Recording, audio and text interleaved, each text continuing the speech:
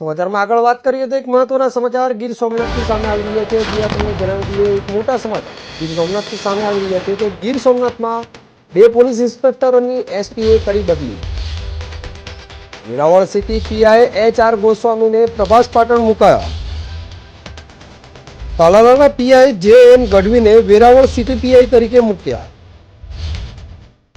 તાલાલા પીઆઈને charge Veraval PSI AB ગોહિલને અપાયો.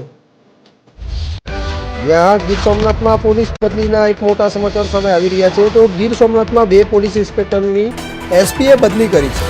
વેરાવળ સિટી પીઆઈ HR ગોસ્વામીને પ્રભાસ પાટણ મૂકવામાં આવ્યા છે, જ્યારે તાલાલાના પીઆઈ JN ગઢવીને વેરાવળ સિટી પીઆઈ તરીકે મુકાયા છે. હાલ તાલાલા પીઆઈને ચાર્જ વેરાવળ PSI AB ગોહિલને અપાયો છે.